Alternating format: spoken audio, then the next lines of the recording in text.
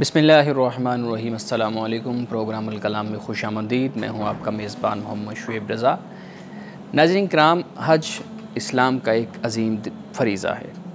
یہ ایک ایسی عبادت ہے جو انسان کو اللہ رب العزت کے بہت قریب کر دیتی ہے۔ یہ نہ صرف عبادت ہے بلکہ اتحاد و یگانگت اور روحانی پاکیزگی کا عظیم مظہر ہے۔ ہر سال لاکھوں مسلمان یک زباں ہو کر لبیک اللہم لبیک کی صدائیں بلند کرتے ہوئے سنت ابراہیمی کی تجدید کرتے ہیں۔ آج کا ہمارا پروگرام خاص طور پہ حج اور رسول اللہ صلی اللہ علیہ وآلہ وسلم کا حج مبارک اس پہ مشتمل ہوگا۔ ہمارے ساتھ شریک گفتگو ہیں جناب محمد امانت رسول صاحب۔ امانت صاحب، بہت شکریہ آپ کے وقت کا۔ میری معاونت کے لیے موجود ہیں مس نورین صاحبہ۔ Thank you so much madam. آپ کی سکرین پہ ہمارا واٹس ایپ نمبر آ رہا ہوگا، آپ اپنے سوالات ہمیں بھیج سکتے ہیں، ہم انشاءاللہ آپ کے سوالات کو ضرور ایڈریس کریں گے۔ امانت صاحب، رسول اللہ صلی اللہ علیہ وآلہ وسلم کا جو حج ہے اس پہ میں چاہ رہا ہوں کہ آج آپ خاص طور پہ گفتگو کریں اور ہمیں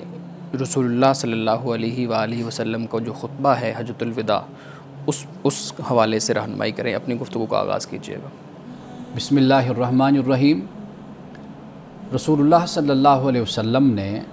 10 ہجری کو آپ نے یہ حج کیا تھا، اور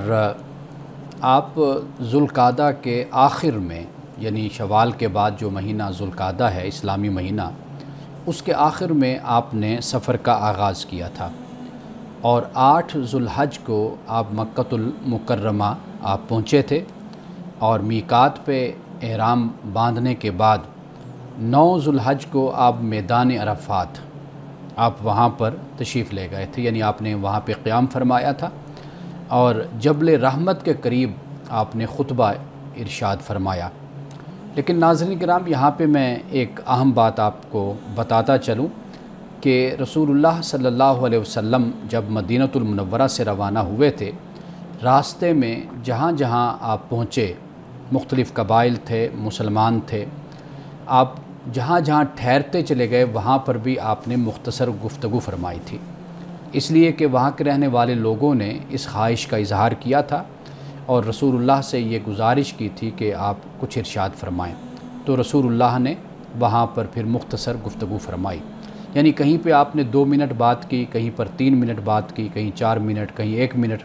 اس طرح جو راوی ہیں انہوں نے پھر آپ کے خطبے کو نقل کیا، اس کو روایت کیا۔ لیکن جو سب سے اہم خطبہ ہے آپ کا، وہ جبل رحمت کے قریب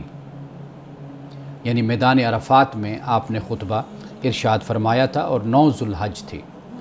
اب اس میں آپ صلی اللہ علیہ وسلم نے، چونکہ کہا جاتا ہے کہ ایک بہت بڑی تعداد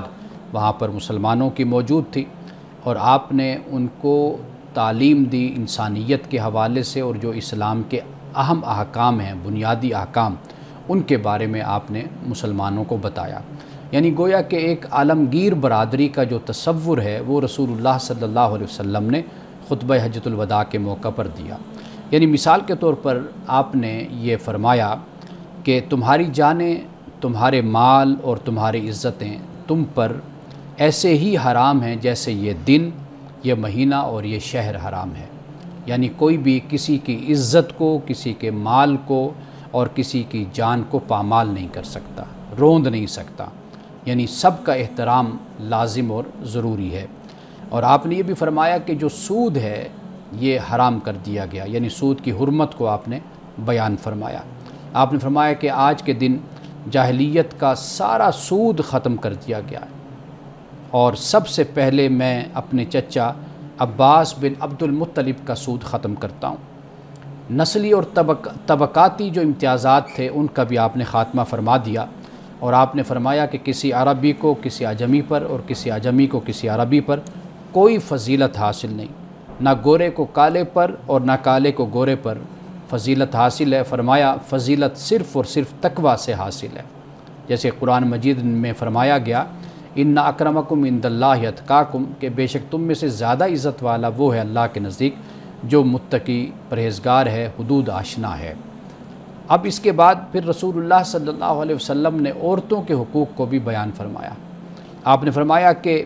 عورتوں کے معاملے میں اللہ سے ڈرو، وہ تمہارے زیر کفالت ہیں، زیر انتظام ہیں، ان کے بھی تم پر حقوق ہیں جیسے تمہارے ان پر حقوق ہیں۔ یعنی جیسے قرآن پاک نے اس بات کو بیان کر دیا کہ جیسے عورتوں کے حقوق ہیں ایسے ہی ان کی ذمہ داریاں ہیں، اور اسی طرح جیسے مردوں کے حقوق ہیں اسی طرح مردوں کی ذمہ داریاں بھی ہیں۔ اور پھر رسول اللہ صلی اللہ علیہ وسلم نے یہ بھی فرمایا کہ قرآن و سنت کو مضبوطی کے ساتھ تھام لو۔ آپ نے فرمایا کہ میں تمہارے درمیان دو چیزیں چھوڑے جا رہا ہوں، جب تک تم ان دو چیزوں کو تھامے رکھو گے تو تم گمراہ نہیں ہوگے۔ آپ نے اپنے خطبے میں جو مسلمان خطبہ سن رہے تھے وہاں پر موجود تھے، صحابہ اکرام رضوان اللہ تعالی علیہم اجمعین کی جماعت موجود تھی، تو آپ نے فرمایا کہ جو یہاں پر موجود ہے میری بات جو سن رہا ہے وہ ان لوگوں تک پہنچا دے جو یہاں پر موجود نہیں اور جو سن نہیں رہے۔ اور پھر رسول اللہ نے صلی اللہ علیہ وسلم نے آخر میں سورۃ المائدہ کی جو آیت کریمہ ہے کہ الیوم اکملت لکم دینکم واتممت علیکم نعمتی، فرمایا کہ آج میں نے تم پر دین کو مکمل کر دیا اور میں نے اپنی نعمت کو تم پر تمام کر دیا۔ وردیت لکم الاسلام دینا، اللہ پاک فرماتا ہے کہ میں نے تمہارے لیے اسلام کو بطور دین پسند کیا۔ تو یہ رسول اللہ صلی اللہ علیہ وسلم کا خطبہ حجۃ الوداع ہے، جس کے چند اہم نکات مختصراً میں نے آپ کے سامنے رکھے، اور آخر میں پھر رسول اللہ صلی اللہ علیہ وسلم نے یہ اشارہ بھی دے دیا کہ اگلے سال ممکن ہے، فرمایا کہ آج کے بعد پھر تم سے میری ملاقات نہ ہو سکے۔ یعنی رسول اللہ کا جو فریضہ نبوت و رسالت تھا وہ اب مکمل ہو چکا، قرآن مکمل ہو گیا، دین مکمل ہو گیا۔ تو یہ اشارہ تھا کہ جب دین مکمل ہو جاتا ہے، ایک پیغمبر جب اپنے فریضہ نبوت و رسالت کو ادا کر دیتا ہے تو اس کے بعد اس کے جانے کا وقت آ جاتا ہے۔ تو رسول اللہ صلی اللہ علیہ وسلم یعنی خطبہ حجۃ الوداع کے بعد پھر جب آپ واپس مدینہ تشریف لے گئے تو ذوالحج کا مہینہ گزرا، پھر صفر کا مہینہ گزرا، تو ربیع الاول میں پھر رسول اللہ صلی اللہ علیہ وسلم کی وفات ہوتی ہے۔ مولانا صاحب بہت شکریہ۔ اور آج کا جو دن ہے خاص طور پہ وہ اسی حوالے سے بہت اہمیت کا حامل ہے کہ پوری دنیا سے مسلمان اکٹھے ہو کے اس سنت ابراہیمی کو اس کی تجدید کرنے کے لیے جمع ہیں، جس کا بھی آپ بھی ذکر کر رہے تھے کہ رسول اللہ صلی اللہ علیہ وآلہ وسلم نے اپنا حج ادا فرمایا، اور پھر اتنا اہم خطبہ جس کو آج بھی ہم ایک آئین کے طور پہ دیکھتے ہیں کہ جہاں پہ اسلامی ریاست یا جہاں پہ ایک اسلامی معاشرہ قائم ہونا ہے، وہ اس آئین سے ان اصولوں سے اصول اخذ کر کے اپنی زندگی اپنی معاشرت کو بہتر بناتا ہے۔ یہاں اس خطبے کے حوالے سے ہی میں ایک سوال آپ کے سامنے رکھوں گا، حج کے اوپر بھی میں چاہوں گا کہ ہم گفتگو کریں کہ اس کی تاریخ کیا ہے اور اس کا فلسفہ کیا ہے، لیکن اس سے پہلے آپ مجھے یہ بتائیے گا کہ حج کے اندر بنیادی یہ جو خطبہ ہے جس کی طرف ابھی بھی آپ نے توجہ دلائی ہے، یہ اتنا اہم کیوں ہے؟ یہ اس لیے اہم ہے کہ رسول اللہ صلی اللہ علیہ وآلہ وسلم نے اس خطبے کو دیا تھا وہاں پہ، یعنی لوگوں تک یہ بات پہنچائی تھی، ارشاد فرمایا تھا، یا اس کی کوئی اور اہمیت ہے؟ دیکھیے، رسول اللہ صلی اللہ علیہ وسلم کا یہ خطبہ یہ 10 ذوالحج کا ہے، اور آپ جانتے ہیں کہ جیسے میں نے بیان کیا کہ 2-2.5 مہینے کے بعد حضور علیہ الصلوۃ والتسلیم انتقال فرما جاتے ہیں، آپ کی وفات ہو جاتی ہے۔ اور اب جو آغاز ہوا تھا مکۃ المکرمہ سے رسول اللہ صلی اللہ علیہ وسلم کی کوششوں کا، محنتوں کا اور مساعی جمیلہ کا، اب اس کا عروج اور اس کا کمال ہے۔ یعنی جو اللہ تعالیٰ کی وحی نازل ہوئی، جو اللہ کا مقصود، اللہ کی مشیت و منشا ہے، وہ اب پایہ تکمیل کو پہنچی، اس لیے کہ اب ایک ایسی جماعت مسلمین تیار ہو چکی تھی جس کو اب دنیا میں جانا تھا، دنیا میں پھیلنا تھا، فتوحات کے ذریعے سے بھی جانا تھا، دعوت دین کے ذریعے سے بھی جانا تھا۔ صرف اب وہ مکہ یا مدینہ تک محدود نہیں تھے، بلکہ رسول اللہ صلی اللہ علیہ وسلم کا جب انتقال ہوا تو اس وقت بھی اسلامی ریاست آپ کہہ لیجئے وہ بہت وسیع ہو چکی تھی، اور پھر اس کے بعد مزید اس کو پھیلنا تھا۔ تو رسول اللہ نے بڑی بنیادی باتیں یہاں پر داخلی حوالے سے بھی اور خارجی حوالے سے بھی آپ نے بیان فرما دی۔ یعنی داخلی حوالے سے دیکھیے کہ آپ نے عورتوں کے حوالے سے بیان فرما دیا، جو اپنے غلام ہیں یا خادم ہیں، ملازمین ہیں، ان کے حوالے سے بیان کر دیا، داخلی حوالے سے بھی چند باتوں کو۔ پھر اس کے علاوہ جو باقی معاملات ہیں آپ دیکھیے وہ خارجی حوالے سے اس کی بڑی اہمیت ہے، اس لیے کہ جب ایک قوم فتوحات حاصل کرتی ہے، غلبہ پاتی ہے، عروج پاتی ہے، تو پھر اس کا جو رویہ ہوتا ہے وہ بڑا مختلف ہو جاتا ہے، نسلی تفاخر بھی آ جاتا ہے نا، تفاخر بھی آ جاتا ہے، طبقاتی تقسیم بھی سامنے آتی. تو رسول اللہ نے سب سے پہلے اسی چیز ہی کو بیان فرما دیا کہ تاکہ آنے والا جو وقت ہے وہ مسلمانوں کے عروج کا اور اسلام کے غلبے کا وقت ہے مزید اور. تو لہٰذا یہ بات صحابہ کرام اور مسلمان اپنے ذہن میں رکھ لیں کہ وہ غلبہ حاصل کر لیں، فتوحات حاصل کر لیں، کچھ بھی اللہ تعالیٰ اس دنیا میں ان کو مال، دولت، اقتدار سب کچھ عطا کرے، لیکن جو ویلیوز ہیں، اسلامی احکام ہیں اور اخلاق کی جو ویلیوز ہیں، ان پر کبھی بھی کمپرومائز مسلمانوں کو نہیں کرنا. یہ تعلیم در حقیقت رسول اللہ صلی اللہ علیہ وسلم نے اپنے اس خطبے سے دی. آپ دیکھیے اس خطبے کو آپ آج بھی، جیسے ابھی آپ ذکر کر رہے تھے کہ اس خطبے کو اگر آپ ملائیے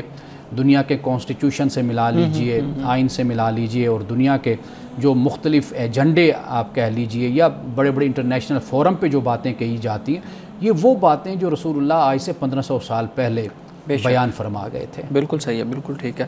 ناظرین کرام، مزید گفتگو ابھی ایک بریک کے بعد کریں گے. یہاں وقت ہوا چاہتا ہے ایک بریک کا، ہمارے ساتھ رہیے گا.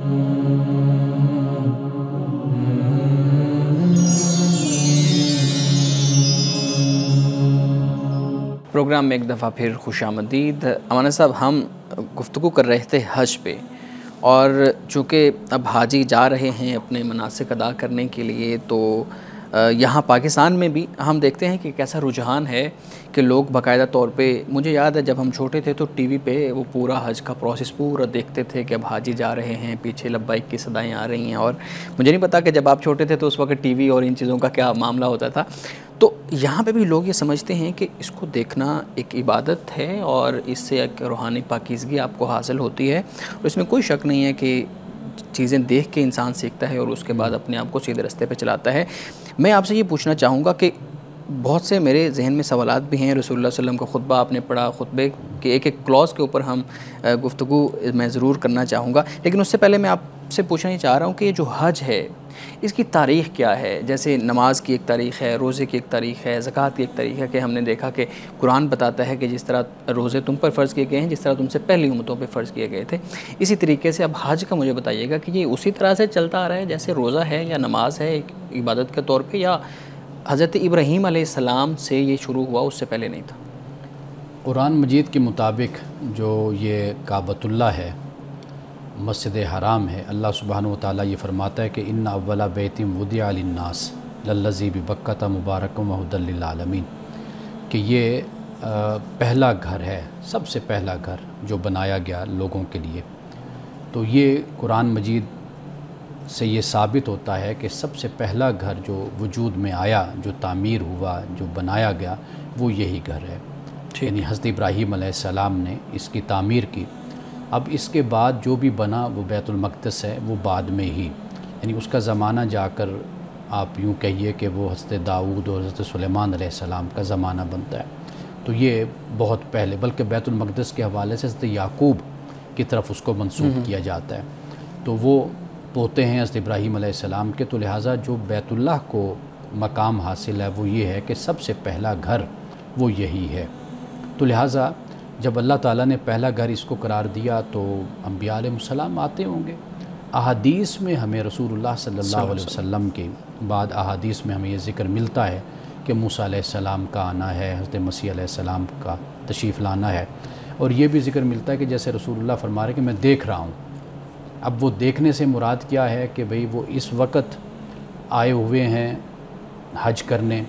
یا یہ ہے کہ آپ صلی اللہ علیہ وسلم کے دیکھنے سے مراد یہ ہے کہ وہ اپنی زندگی میں جو ایک ظاہری زندگی تھی اس میں وہ آ کر حج یا عمرہ یہاں پر کیا کرتے تھے. تو یہ جس سے ہمیں یہ معلوم ہو جاتا ہے. لیکن اتنی بات ضرور ہے کہ بیت اللہ کا ذکر ہمیں تورات میں بھی ملتا ہے، اگرچہ جیسے ہم پہلے بھی شاید بات کر چکے کہ قوم یہود نے تحریف کرنے کی کوشش کی، جگہوں کو، مقامات کو بدلنے کی کوشش کی. تورات میں بیت ایل کا ذکر ہمیں ملتا ہے، ایل اللہ یعنی بیت اللہ. اور اسی طرح صفا مروہ کا ذکر ہے یا چند اور مقامات جس کو انہوں نے ایون یہاں تک کہ جو مکہ کا ذکر ہے اس کو انہوں نے بکا کر دیا. اچھا، یعنی رونے والا شہر. اب وہ نام بدل دیا، بکہ سے بکا کر دیا. قرآن پاک نے للذی ببکۃ مبارکہ ذکر کیا، یعنی مکہ بھی ہے، بکہ بھی نام ہے، اس بکہ کو انہوں نے بکا کر دیا. اس طرح اس پر بڑا علماء نے کام کر رکھا ہے. کبھی ہم خالصتاً اسی ٹاپک کو رکھیں تو پھر میں آپ کو ایک ایک حوالے سے بتاؤں کہ کس طریقے سے تحریف کی گئی اور کس طریقے سے مقامات کو بدلا گیا. اور کوشش یہ کی گئی کہ یہ دکھایا جائے کہ ابراہیم علیہ السلام جو تھے وہ فلسطین میں ہی تھے اور یہ مقامات وہیں پر ہی موجود تھے کہ جو مقامات تورات میں لکھے ہوئے ہیں، تحریف کر کے وہاں پر ثابت کرنے کی کوشش کی گئی ہے. تو یہ جب پڑھتے ہیں ہم یہ شواہد اور یہ ثبوت، یہاں سے تو ہمیں یہ پتہ چلتا ہے کہ سب سے پہلا گھر یہی ہے. اور واضح بات ہے جب پہلا گھر یہی ہے اور حضرت ابراہیم علیہ السلام نے بنایا ہے اور اس ابراہیم ہی کی ذریت ہے آگے حضرت اسحاق، اور پھر اسحاق سے آگے جو سارا سلسلہ بنی اسرائیل کا چلتا ہے، تو یہ بات یعنی انسان ماننے میں کوئی رکاوٹ نہیں ہے کہ ضرور انبیاء علیہ السلام اور رسول آتے ہوں گے یہاں حج کرنے کے لیے، یہاں کی زیارت کے لیے بھی آتے ہوں گے. اچھا، ایک چیز اس بارے میں کہ حج جیسے پہلے سے تھا تو جو لباس ہے اس کا کلر سفید جو ہے وہ بھی پہلے سے ایسے تھا یا اس کو بعد میں متعین کیا گیا ہے مسلمانوں کے لیے؟ دیکھیے، جب اللہ تعالیٰ کی بارگاہ میں آنا ہے، حج کے لیے آنا ہے، تو یہ چیزیں ایسی ہیں کہ اللہ سبحانہ وتعالیٰ نے پہلے سے ہی اس کے بارے میں آگاہی اپنے انبیاء کو، اپنے رسول کو اور اپنے بندگان خدا جو ہیں، خدا کے بندے، ان کو اللہ تعالیٰ نے کسی نہ کسی شکل میں رہنمائی کی ہوگی. لیکن ہمارے پاس اس طرح کا کوئی ثبوت نہیں ملتا کہ جس بنیاد پر ہم یہ کہیں کہ یہ احرام کوئی لازم تھا، ضروری تھا اور کس وقت سے تھا. تو میرے مطالعہ میں تو یہ بات لیکن ہمارا صاحب اس میں ایک جو لیسن اس وقت جو ہے کہ سب ایک ہی لباس میں ہوتے ہیں، سادہ لباس اور ایک ہی کلر ہے، تو اس میں بھی تو لیسن تو ہمارے لیے ہے نا کہ سب برابر ہیں اللہ کی نظر میں. دیکھیے، اس کو رہبانیت رسول اللہ صلی اللہ علیہ وسلم نے فرمایا. یعنی دوسری قوموں میں یا امتوں میں یا دوسرے مذاہب کو ماننے والے لوگ، انہوں نے دنیا کو ترک کر دینا، چھوڑ دینا، جنگلوں کو چلے جانا، لباس کم پہننا یا اپنے آپ کو بالکل تارک الدنیا اور زاہد بنا لینا، رسول اللہ صلی اللہ علیہ وسلم نے اس سے منع فرمایا، کیونکہ اسلام کی تعلیم یہ نہیں ہے. لیکن چونکہ انسانی فطرت ہے کہ وہ علیحدگی اور خلوت بھی چاہتا ہے، تنہائی بھی چاہتا ہے، وہ کچھ مراقبے بھی کرنا چاہتا ہے، وہ کچھ چلہ کشی بھی چاہتا ہے، تو یہ ایک انسان کی فطرت ہے، ایک مزاج ہے. تو اس کا جتنا کوٹا اور جتنا حصہ بنتا ہے وہ رسول اللہ صلی اللہ علیہ وسلم نے پھر ہمیں بتا دیا. مثال کے طور پر اعتکاف ہے، یہ بھی ایک رہبانیت کی شکل بن جاتا ہے کہ انسان سال میں 10 دن کے لیے بیٹھ گیا. اسی طرح حج کے لیے انسان نکل پڑتا ہے اور گھر سے جب چلتا ہے میقات پر پہنچ کر پھر انسان دو جو ٹکڑے ہیں کپڑے کے، لباس کے، وہ انسان اپنے 2 چادریں ہیں وہ ان کو استعمال کر لیتا ہے. تو وہ گویا کہ اگر رہبانیت کو اگر آپ دیکھیں دنیا میں جو راہب ہیں تو آپ ان کا لباس دیکھیں گے، یہ 2 چادریں ہوتی ہیں. ایک سے انہوں نے اپنا تن جسم ڈھانپا ہوتا ہے اوپر کا حصہ، ایک انہوں نے نیچے اس کو تہبند کے انداز میں انہوں نے پہنا ہوتا ہے. تو یہ ہم رہبانیت میں یہ چیزیں تو ہم دیکھتے ہیں. تو رسول اللہ نے جتنا حصہ بنتا ہے انسان کے اس ذوق کا، اس فطرت کا، اتنا آپ نے بیان کر دیا کہ اتنا تم کرو. یہ اللہ کا حکم بھی ہے اور کہیں پر کوئی چیز بطور سنت کے بھی آپ نے ہمیں بتا دی. صحیح. اچھا، اسی سے متعلق پھر ایک اور چیز بھی ہے. جب رسول اللہ صلی اللہ علیہ وآلہ وسلم نے پہلا عمرہ ادا فرمایا، جب آپ عمرہ کے لیے تشریف لائے، تو اس وقت آپ کا لباس کیسا تھا؟ ہمیں روایات سے یا حدیث سے کچھ نہ کچھ تو چیز ملتی ہوگی کہ کیا آپ احرام کی حالت میں تھے؟ اگر احرام کی حالت میں تھے اور اسی طرح کا احرام تھا، سفید کلر تھا، اور اگر سفید کلر تھا تو پھر کاٹن تو وہاں پہ عرب کے اس ایریا کے اندر نہیں ہوتی تھی، تو وہ پھر جو تاجر جاتے تھے ان کے ذریعے کپڑا وہاں پہ پہنچتا تھا. مطلب یہ میں سمجھنا چاہ رہا ہوں کہ یہ کیسے پورا ایک پروسیس ہوتا تھا. رسول اللہ صلی اللہ علیہ وسلم جب صلح حدیبیہ کے موقع پر یعنی مدینے سے چلے یہ پہلا عمرہ تھا جو آپ جب کرنے کے لیے یہاں سے آپ جب روانہ ہوئے تھے ہجرت کے بعد مدینہ سے، تو اس وقت آپ نے صحابہ کو یہی فرمایا تھا، خواب میں جو اشارہ ہوا، لیکن وہ سال متعین نہیں تھا. سورۃ الفتح میں اس کو بیان کر دیا گیا. جب آپ حدیبیہ کے مقام پر پہنچے تھے تو وہ جو مشرکین کے ساتھ آپ کے ڈائیلاگ ہوئے تھے، جو معاہدہ ہوا تھا، اس کے بعد جو طے پا گیا کہ بھئی اس سال آپ نے نہیں آنا، آپ واپس چلے جائیں، یہ معاہدے میں لکھا گیا. تو اس وقت حالت احرام میں ہی تھے مسلمان سارے، رسول اللہ صلی اللہ علیہ وسلم بھی حالت احرام میں تھے. جو ہمیں حدیث سے حوالہ ملتا ہے وہ یہ ملتا ہے کہ رسول اللہ صلی اللہ علیہ وسلم نے جب احرام کے لیے کہا یا اپنے جانوروں کو ذبح کرنے کے لیے، تو اس وقت صحابہ خاموشی سے بیٹھے رہے اٹھے نہیں۔ حضرت ام سلمہ رضی اللہ تعالیٰ عنہا نے عرض کیا رسول اللہ صلی اللہ علیہ وسلم آپ اٹھ کر اپنا آپ احرام کھول دیں، یعنی اس حالت احرام سے باہر آ جائیں، تو پھر صحابہ بھی آپ کو دیکھ کر ایسے کریں گے۔ تو انہوں نے یہ مشورہ دیا، تو پھر رسول اللہ صلی اللہ علیہ وسلم نے احرام بھی اپنا کھولا، تو پھر اس کے بعد صحابہ نے بھی اپنے احرام کھولنا شروع کر دیا۔ باقی جہاں تک آپ نے بات کی کہ دیکھیے انسان پابند ہوتا ہے اس چیز کا کہ جو آپ کی استطاعت ہوتی ہے، جو ہمت ہوتی ہے۔ بالکل ٹھیک ہے۔ اگر اس وقت اگر کپڑا سفید میسر تھا، چونکہ رسول اللہ کو سفید کپڑا بہت پسند تھا، آپ نے اس کو پسند فرمایا، تو اس لیے احرام سفید پہنا جاتا ہے۔ اگر اس وقت کپڑا سفید میسر تھا تو سفید پہنا گیا، جب میسر جس طرح کا بھی تھا اس وقت اسی کو پھر استعمال کیا گیا۔ باقی یہ ہے کہ رسول اللہ صلی اللہ علیہ وسلم آپ سفر آپ نے فرمایا، اور آپ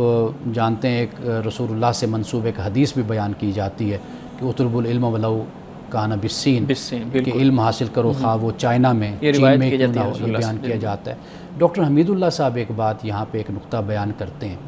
وہ کہتے ہیں کہ اگر ہم اس کو حدیث مان لیتے ہیں، روایت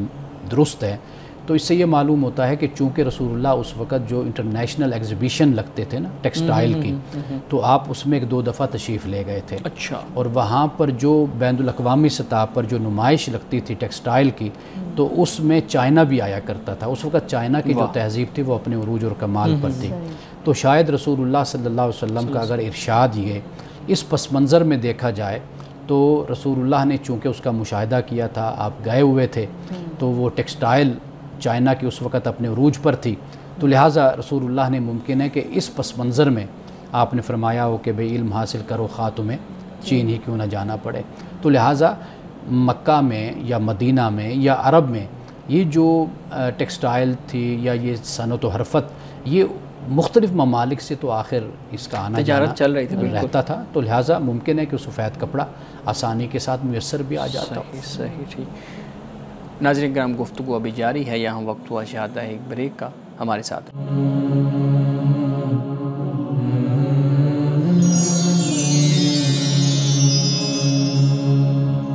پروگرام میں ایک دفعہ پھر خوش آمدید۔ امانہ صاحب، حج ایک غیر معمولی عبادت، بہت ہی ایک عظیم فریضہ ہے۔ میں پوچھنا یہ چاہوں گا کہ حج کی جو روحانی اور معاشرتی اہمیت ہے یہ کیا ہے؟ کیا اس کو صرف ایک ہم عبادت سمجھیں یا ایک پورا تربیتی عمل ہے جو اللہ رب العزت ان خاص ایام کے اندر لوگوں کو کروانا چاہتا ہے؟ حج سب سے پہلے تو یہ بات یاد رکھیے کہ جب دین ابراہیمی اللہ سبحانہ و تعالیٰ نے عطا کیا ہے تو اس میں کچھ احکام ہیں، کچھ مناسک ہیں جو ایک دین کو متشکل کرتا ہے، یعنی وہ احکام، وہ مناسک جس سے دین کی ایک صورت بن جاتی ہے کہ جو لازم ہو جاتا ہے کہ آپ اپنی معاشرتی زندگی ہو، سماجی زندگی ہو، آپ کی روحانی زندگی ہو، اس میں اس کی بڑی اہمیت ہوتی ہے۔ اب جو بنیادی بات ہے حج میں جو نظر آتی ہے وہ ہے اللہ کے لیے نظر، یعنی آپ جو بھی قربان کر رہے ہیں، جو بھی دے رہے ہیں، آپ سفر کر رہے ہیں، وقف کرنا، یعنی آپ سفر کر رہے ہیں، آپ اپنا وقت دے رہے ہیں، اپنا مال دے رہے ہیں، آپ کو قربانی کر رہے ہیں، آپ سفر میں نکلے ہوئے ہیں، اپنی جان کو لگا رہے ہیں، یہ سب کچھ اللہ کی محبت میں اور اللہ کے لیے ہو رہا ہے۔ یہ سب سے بنیادی تعلیم ایک مسلمان کے لیے، ایک مومن کے لیے یہ ہوتی ہے جو حج کے اندر ہمیں نظر آتی ہے۔ باقی دیکھیے کہ جو فوائد و ثمرات ہوتے ہیں نا وہ ایک علیحدہ بات ہوتی ہے۔ یہ ایسی بات ہے جیسے میں ہمیشہ سمجھایا کرتا ہوں کہ روزے کے بہت سے جسمانی فوائد و ثمرات بھی ہیں۔ اب یہ نہیں ہے کہ آپ ان فوائد و ثمرات ہی کو لے کر آپ بیٹھ جائیں۔ بنیادی بات کیا ہے؟ اللہ کا حکم ہے، عبادت، آپ نے اس کو بجا لانا ہے۔ اللہ تعالیٰ حکم فرماتا ہے، فرض کر دیتا ہے جہاد کو، یعنی قتال جس کو ہم جنگ کہتے ہیں، اذن للذین یقاتلون بانہم ظلموا، قرآن پاک نے یہ اس کو بیان کر دیا۔ اب ہم کیا کہیں گے کہ اس میں تو آپ دیکھیے نا کہ انسان کی جانیں جا رہی ہیں، انسان شہید ہو رہے ہیں، مسلمان مومن، لیکن اللہ کا حکم ہے کتب علیکم القتال، تم پر قتال کو لازم کر دیا گیا، فرض کر دیا گیا۔ تو لہٰذا جو بنیادی بات ایک مسلمان کی زندگی میں اہم ہوتی ہے نا وہ اللہ سبحانہ و تعالیٰ کا حکم ہے۔ باقی اس کے ساتھ جو فوائد اور ثمرات انسان کو حاصل ہوتے ہیں وہ ضمنی ہوتے ہیں، یعنی آپ جنگ کو بھی اگر دیکھتے ہیں تو جانیں تو جاتی ہیں، لیکن آپ یہ بھی تو دیکھیں کہ مال غنیمت بھی تو آتا ہے پھر، بہت سے غنیمت سے بڑھ کے مان صاحب کے جو آپ اگر یہ اتنا بڑا سٹیپ اٹھایا جا رہا ہے تو یہ حق پہ کھڑا رہنا، ظلم کے خلاف آواز اٹھانا، ان چیزوں کو سب سے پہلے تو پریورٹی تو اس چیز کی بنیادی بات تو اللہ کا حکم ہے نا جی، حج میں بھی اگر آپ دیکھیے تو اللہ کا حکم بنیادی طور پر اس کی حیثیت ہے، اہمیت اسی کی ہے، باقی اس کے بعد دیگر فوائد و ثمرات اس سے اللہ تعالیٰ نے کوئی منع نہیں کیا۔ حج کے موقع پر آپ کاروبار کر سکتے ہیں، جس طرح سورۃ البقرہ میں اس کو بیان کیا گیا، کوئی اس کی ممانعت نہیں ہے۔ اب اتنی بڑی دنیا آئی ہوئی ہے، اگر آپ جیسے پاکستان کے بڑے بڑے بزنس مین جو ان سے اپنی جو پروڈکٹس ہوتے ہیں وہاں پر متعارف کرواتے ہیں، وہاں پر مارکیٹیں لگتی ہیں، دکانیں کھلتی ہیں، بڑا کام ہوتا ہے، تو اس کے بھی کوئی ممانعت نہیں ہے، اس کو بھی جاری رکھا جائے۔ بالکل صحیح ہے۔ یہاں اسی بات سے میں ایک چیز پوچھنا چاہوں گا، حج کے موقع پہ ہمیں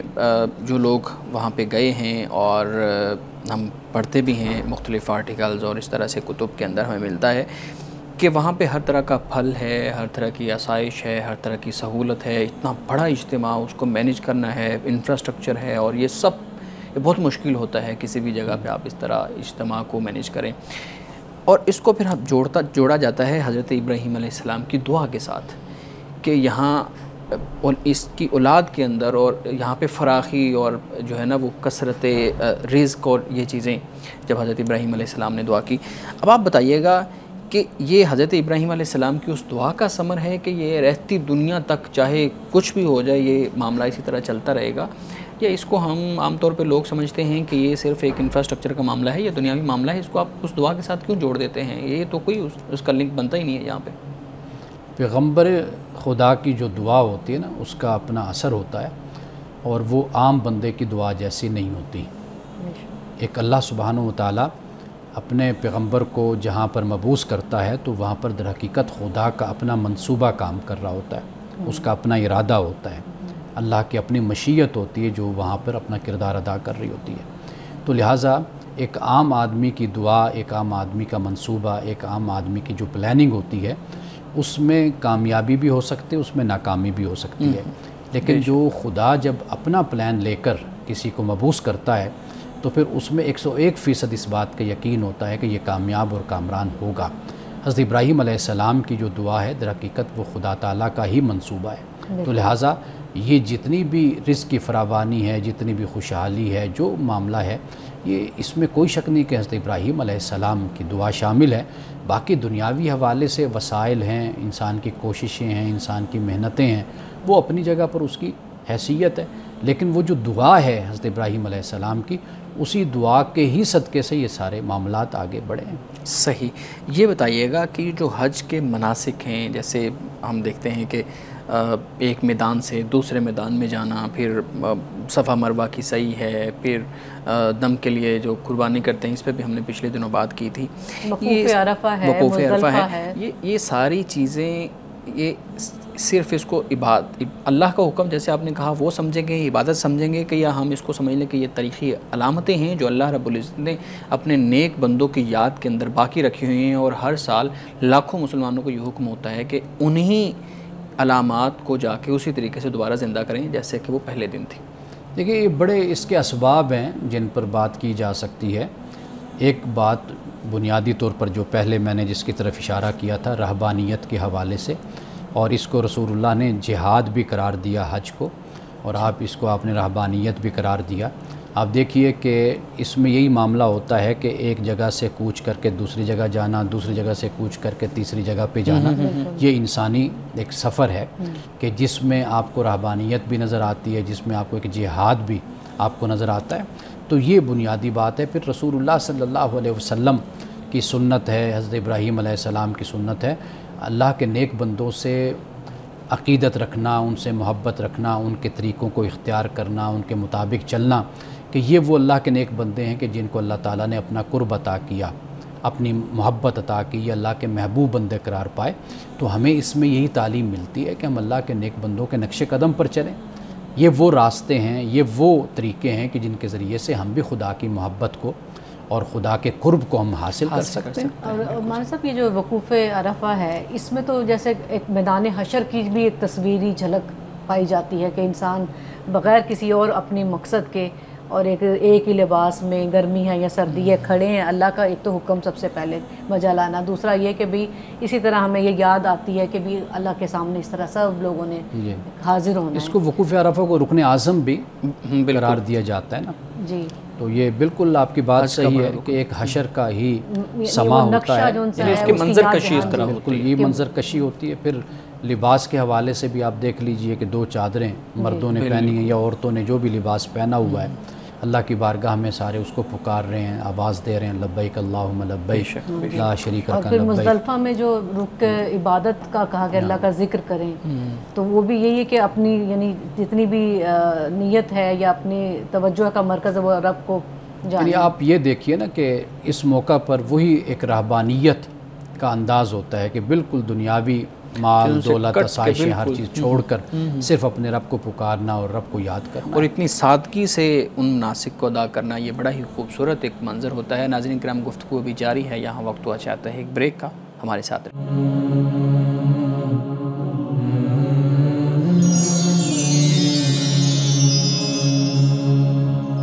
پروگرام میں ایک دفعہ پھر خوش آمدید. امان صاحب, ہم گفتگو کر رہے ہیں حج پہ اور حج کے مناسک پہ, اس کی اہمیت پہ. میں آپ سے پوچھنا چاہوں گا کہ حج کے جو آج کل اخراجات ہیں وہ تو بہت زیادہ ہیں. ایک عام جو مڈل کلاس ہے, جو لوور کلاس ہے, مطلب ایک عام پاکستان کے شہریوں کی اگر ہم بات کریں تو بہت بڑی تعداد ایسی ہے جو حج کے اخراجات کو برداشت نہیں کر سکتے, پورا نہیں کر سکتے. تو اس کا مطلب یہ ہوا کہ آج کے ٹائم پیریڈ کے مطابق ایک سرمایہ دار ہی اس عبادت کو بجا لا سکتا ہے. ایک غریب عام آدمی وہ کیا کرے؟ وہ اس کی بھی تو خواہش ہے کہ وہ اس عبادت کو کرے, اس کے لیے متبادل کیا چیز ہے؟ بنیادی بات وہ اللہ سبحانہ و تعالیٰ کا حکم بجا لانا, اور اس معیار پر کون پورا اترتا ہے. چونکہ دیکھیے نماز ہم ادا کرتے ہیں, اللہ کا حکم ہے, اس میں کوئی بھی ہمیں ضرورت نہیں ہے کہ کوئی بھی معیار رکھا جائے. بالکل صحیح ہے کہ اس کے پاس اتنی دولت ہوگی تو یہ نماز پڑھے گا, نہیں ہوگی تو نہیں پڑھے گا. تو یہ اسلام میں اس طرح کا کوئی تصور نہیں ہے. ایک تو بنیادی بات یہ ہمیں ذہن میں رکھنی چاہیے, یعنی نماز ہم پڑھتے ہیں تو ایکویلٹی کے ساتھ ہی نماز پڑھتے ہیں نا, مسجد میں سارے مسلمان اکٹھے ہو کر. وہاں تو اللہ نے کوئی امیر غریب کا کوئی فرق نہیں رکھا ہوا. چونکہ حج ایک ایسی عبادت ہے کہ جس میں مال دولت کی ضرورت ہے. یعنی اگر ایک شخص مال اور دولت اور وسائل اور استطاعت نہیں رکھتا, اس سے آپ دیکھیے کہ وہ اپنے پیچھے جو رہنے والے لوگ ہیں ان کو بھی ستائے گا, پریشان کرے گا. بالکل. اور خود بھی اگر چلا جاتا ہے اس حالت میں قرض لے کر, کسی سے پیسے پکڑ کر حج پر جا رہا ہے, تو آپ دیکھیے کہ خود اس کے لیے کتنے مسائل پیدا ہو جاتے ہیں. تو لہٰذا اللہ کا جو حکم ہے وہ بڑی حکمت کے تحت ہے. بہت سی عبادات ہیں جہاں پر اللہ نے کوئی بھی مالی استطاعت کی شرط ہی نہیں رکھی, کوئی فریضہ نہیں رکھا. لیکن جہاں پر ضرورت ہے تو واضح بات ہے کہ اس کے بغیر تو گزارا نہیں ہے. تو اب جب وہ غریب آدمی حج یا عمرہ نہیں کر رہا, خاص طور پر ہم حج کی بات کر رہے ہیں, نہیں کر رہا, تو قیامت کے دن اللہ نے اس سے پوچھنا بھی نہیں ہے, اس سے سوال بھی نہیں ہونا. جو غریب شخص ہے وہ بھی تو چاہتا ہے کہ اس کا تعلق خدا سے مضبوط ہو, خدا سے مضبوط ہو. اور اس کے علاوہ وہ جو اصل چیز بیہائنڈ دا سین ہوتی ہے نا, انسانوں کو جو تنگ کرتی کہ ہم اس اجر و ثواب سے محروم رہ گئے جو حج کے نتیجے میں ہمیں ملنا تھا. اب وہ جو ٹریننگ سیشن جو حج میں ہو رہا ہوتا ہے ایک مسلمان کا, تقویٰ کا جو بھی ہے پیکیج اسے مل رہا ہوتا ہے, کہ اگر وہ ساری شرائط کے ساتھ پورا کرتا ہے تو اس سے محروم رہتا ہے. اس اجر و ثواب کی وجہ سے تنگی ہو رہی ہے. اصل میں ہم تو صرف سرمایہ دار ہی اس ثواب کو حاصل کر سکتے ہیں. ہم ہر بات کو اپنے معیار سے اور اپنے ذہن سے ہم سوچتے ہیں. خدا کے ہاں ممکن ہے کہ وہ شخص کی جو یہاں پر بے چین ہے حج کے لیے, عمرے کے لیے, وہ زیادہ ثواب اس سے پا جائے کئی حاجیوں سے کہ جو وہاں پر چلے بھی جاتے ہیں لیکن وہ حج بھی کرتے ہیں, سارا کچھ کرتے ہیں, لیکن خدا کی محبت میں وہ شخص زیادہ قریب ہو جائے کہ جو یہاں پر رہتے ہوئے تڑپتا ہے اور بے چین رہتا ہے اور حج اور عمرے کے لیے جانا چاہتا ہے. تو میرا خیال ہے خدا کا معیار بالکل مختلف ہے. ہم ظاہری معیار پہ چیزوں کو دیکھتے ہیں. اگر ایک شخص مثال کے طور پر حرام مال ہے اس کے پاس, وہ حج کرے, عمرے کرے, ایک یا بیسیوں سینکڑوں ہزاروں کر لے, خدا کی بارگاہ میں وہ قابل قبول نہیں ہے, بلکہ وہ زیادہ اس کے لیے گناہ کا باعث بن جاتے ہیں. ایک چیز آپ یہاں کچھ آپ ایسی باتیں بتا سکتے ہیں کہ جو لوگ یہاں پہ ہیں, دل چاہتا ہے, بے چین ہے, جا نہیں سکتے ہیں, وہ یہاں پہ کیا ایسے اعمال کریں کہ انہیں تسلی ہو جائے کہ ہم بھی اسی طرح کے اجر و ثواب سے مستفید ہو جائیں گے؟ دیکھیے نماز کی پابندی ہے، اللہ تعالیٰ نے جو ان پر احکام نافذ کیے ہوئے ہیں ان کو وہ بجا لائیں، نماز کی پابندی کریں، باجماعت نماز پڑھیں، وہ روزے رکھیں، وہ زکوٰۃ ادا کریں، ان پر اگر زکوٰۃ فرض ہوتی ہے وہ ادا کریں، وہ اللہ سبحانہ و تعالیٰ کے احکام کی فرما برداری اور اطاعت میں زندگی گزاریں، یہ سب سے اچھی بات ہے۔ باقی رسول اللہ صلی اللہ علیہ وسلم کی ذات اقدس سے انسان مسلمان کو محبت ہے، وہ اپنے اس تعلق کو مضبوط کریں، تو یہ سارا کچھ ہے۔ خدا کا معیار تو بالکل ہمارے معیار سے مختلف ہے جو ہم نے بنایا ہوا ہے۔ یہاں پر ایک انسان رہتا ہے اور اچھی زندگی گزارے اور مومنانہ زندگی گزارے، وہ اس شخص سے کہیں بہتر ہے۔ اب مکہ میں ابو جہل بھی تو رہتا تھا، ابو لہب بھی تو مکہ میں رہتا تھا، تو یہ کوئی معیار نہیں ہے۔ آپ بے شک دور رہیں، لیکن آپ اللہ اور اس کے رسول سے محبت کرنے والے ہوں، ان کے احکام پر عمل کرنے والے ہوں، تو وہ مکہ میں مدینہ میں رہنے والے منافق اور ابو جہل، ان کی کیا حیثیت پھر کہ جو اللہ تعالیٰ اپنے یہاں پر رہنے والے مومنین اور مسلمانوں کو جو اللہ اجر اور مقام دیتے ہیں۔ امانہ صاحب، ہم نے احرام کی بات کی تو میں یہ بات سوچ رہی تھی کہ مردوں کے احرام کے بارے میں آپ نے بات کی ہے، 2 چادریں اور سفید رنگ کی، لیکن عورتوں کے احرام کے حوالے سے اس بات کو کنسیڈر نہیں کیا گیا کہ ان کا احرام مطلب ہونا چاہیے کس کلر کا ہو یا کس طرح کا ہو، یعنی اتحاد و یگانگت تو مردوں کے اندر وہ اس لباس میں نظر آتی ہے، تو اس میں کیوں نہیں شامل کیا گیا؟ بالکل صحیح۔ اچھا، اس کا ایک تو سمپل اور سادہ جواب یہ ہے کہ اللہ کے ہاں لباس کی کوئی اہمیت نہیں ہے۔ قرآن مجید نے جو بات بیان کی ہے وہ یہ بیان کیا ہے کہ یہ جو لباس ہے یہ زینت کے لیے ہے، لباس التقویٰ ذالک خیر، لیکن جو تقویٰ کا لباس ہے وہ بہترین لباس ہے۔ تو لہٰذا یہ بات کنسیڈر ہی نہیں ہوتی کہ بھئی ہم اس پر بات کریں کہ عورت کا لباس کیا ہے تو مرد کا لباس کیا ہے۔ ایک تو یہ بنیادی طور پر بات ذہن میں رکھنی چاہیے۔ دوسری بات جو اس حوالے سے ہے نا وہ یہ ہے کہ اللہ سبحانہ و تعالیٰ نیت دیکھتا ہے، اللہ لباس نہیں دیکھتا، یعنی آپ کی نیت کتنی اچھی ہے۔ آپ ممکن ہے کہ نیت کی وجہ سے عورت مرد پر فضیلت لے جائے، اور بے شک اس کا لباس جیسا بھی ہے، اور مرد کا لباس وہ احرام ہے۔ تیسری بات جو ذہن میں رکھنی چاہیے، کچھ فطری حیا کے تقاضے بھی ہوتے ہیں نا، یعنی مثال کے طور پر اللہ تعالیٰ نے مرد ہو یا عورت دونوں کو بالکل مختلف جسم کہہ لیجئے یا مختلف صورتوں میں اللہ تعالیٰ نے بنایا ہے دونوں کو، تو لہٰذا وہ جو لباس ہے وہ اسی تقاضے کو پورا کرتا ہے۔ جو مرد کا لباس ہے وہ اپنی جگہ پر، مرد ایسا لباس پہن سکتا ہے، عورت کے کچھ فطری حیا کے تقاضے ہیں، تو لہٰذا اللہ سبحانہ و تعالیٰ نے عورت کو پھر اس کا پابند نہیں ٹھہرایا کہ وہ ایسا لباس پہنے کہ جس سے اس کے اعضاء یا اس کا جسم ظاہر لیکن ہوتا یہ تقویٰ کی جو بات آپ کر رہے ہیں، آپ کہہ رہے ہیں کہ لباس اہمیت نہیں رکھتا، دل کی نیت اہمیت رکھتی ہے۔ اب ایک جینڈر کے اوپر تو یہ چیزیں اپلائی کر رہے ہیں، دوسرے جینڈر کے اوپر ہم یہ چیزیں اپلائی نہیں کر رہے۔ ٹھیک ہے، فطری تقاضے ہیں، لیکن مردوں کے لیے بھی تو ایک خاص لباس متعین کیا گیا، تو عورتوں کے لیے بھی خاص لباس ہونا چاہیے تھا، یا دونوں کے لیے نہ ہوتا بلکہ دونوں کو کہا جاتا کہ اپنا اچھا لباس پہنے، خوبصورت لباس پہنے اور کلچرل لباس پہنے، یہ تو مزید زیادہ خوبصورت ہو جاتے کہ ہر کوئی اپنا کلچر لباس پہن کے آ جاتا۔ دیکھیے، عدل جو ہے نا، عدل اب یہاں پر آپ کو نظر آئے گا، یعنی عورت کا جو اپنا تقاضا ہے، اپنا فطری حیا ہے، وہ یہ سوچتی ہے کہ میں اپنے آپ کو کسی حد تک کور کر میں اس طریقے سے چلوں، اور پھر یہ کہ وہاں پر ہزاروں لاکھوں کا مجمع وہاں پر موجود ہوتا ہے، تو ان کے سامنے عورت اپنے آپ کو چاہتی ہے۔ اب آپ دیکھیے نا کہ یہ سوال بھی ہمارے سامنے آتا ہے کہ ایک عورت ہے وہ چاہتی ہے کہ بھی میں چہرہ چھپا لوں، یہ سوال بھی ہمارے سامنے آیا، ہم سے پوچھا گیا کہ چہرہ چھپانے کا، یعنی عورت کی حیا کا تقاضا، شرم کا تقاضا تو یہ کہ وہ کہتی ہے کہ میں اتنے مردوں کے درمیان طواف کر رہی ہوں، میں وقوف عرفہ میں ہوں، میں مزدلفہ میں ہوں، میں صحیح کر رہی ہوں، تو اتنے مرد میرے آس پاس ہیں تو میں چہرہ بھی چھپا لوں، اس کی تو حیا کا یہ تقاضا ہے۔ تو لہٰذا یہ جو ظاہری لباس اور یہ جو چیزیں ہیں یہ اسلام کے نزدیک اتنی اہم نہیں ہیں۔ بنیادی جو بات قرآن پاک بیان کرتا ہے وہ یہ ہے کہ انسان کا جسم، اس کا ظاہر اور پھر اس کی فطرت وہ کیا تقاضا کرتی ہے۔ مرد اور عورت کے حوالے سے ان دونوں چیزوں میں بالکل واضح طور پہ آپ کو فرق نظر آئے گا، اور اسی فرق کو پیش نظر رکھتے ہوئے اللہ سبحانہ و تعالیٰ نے یہ احکام دیے ہیں۔ صحیح امان صاحب، بہت شکریہ آپ کی گفتگو کا، آپ کے وقت کا، میڈم بہت شکریہ آپ کے سوالات کا۔ ناظرین کرام، اس دعا کے ساتھ اپنے پروگرام کا اختتام کریں گے۔ اللہ رب العزت حسن کلام اور تاثیر کلام عطا فرمائے، ہماری زبان کی گروں کو کھول دے اور سننے والوں تک خیر کا پیغام پہنچے۔ اجازت دیجیے، خدا حافظ۔